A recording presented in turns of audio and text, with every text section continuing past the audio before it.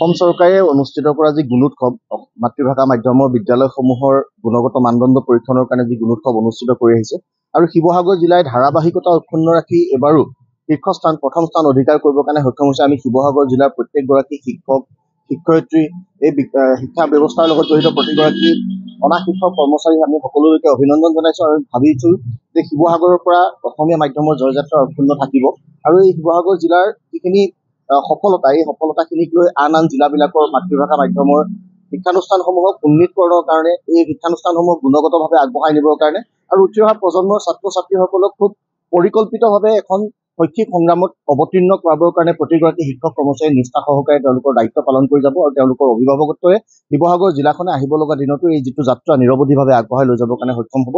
আমি পুনৰবাৰ সকলোলৈকে অভিনন্দন জ্ঞাপন কৰিছোঁ। চৰকাৰ আৰু কৰণীয় কিবা আছে বুলি গুণোৎসৱ অনুষ্ঠিত কৰিছে। এইটো তেওঁলোকৰ প্ৰত্যেক বছৰে গুণোৎসৱ অনুষ্ঠিত কৰি এটা উৎসৱমুখৰ পৰিৱেশত ছাত্ৰ ছাত্ৰীসকলক ৰখাতকৈ এখন আয়োগ যদি গুণোৎসৱ এনেকুৱা ধৰণৰ মান নিৰূপণৰ কাৰণে আয়োগ এখন গঠন কৰাৰ ব্যৱস্থা কৰে, যি ধৰণে নেক আহে UGC যেনেকুৱা ধৰণৰ ব্যৱস্থা কৰে, তেনেকুৱা ধৰণৰ এখন আয়োগ কৰিব লাগে। তাৰ সমান্তৰালভাৱে এতিয়া শেহতীয়াকৈ বহু বিদ্যালয়ৰ আন্তঃগাঁথনি উন্নয়নৰ বাবে পইচা তেওঁলোকে দিছে চৰকাৰে, কিন্তু চৰকাৰী অনুদান প্ৰতিখন চৰকাৰী শিক্ষানুষ্ঠানত এনেকুৱাকৈ দিব লাগে যে ছাত্ৰ ছাত্ৰীসকলে যাব পৰাকৈ পুৰণি যিবিলাক বিদ্যালয়ৰ গৃহ আছে গৃহবিলাক নতুন কৰিব লাগে।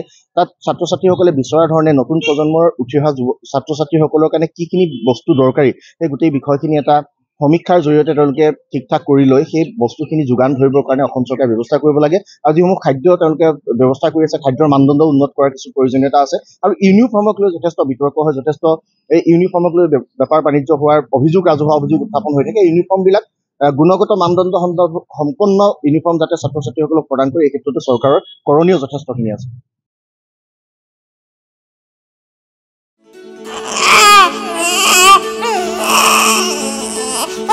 অভিনন্দন, আপোনাৰ এজনী ছোৱালী জন্ম হৈছে।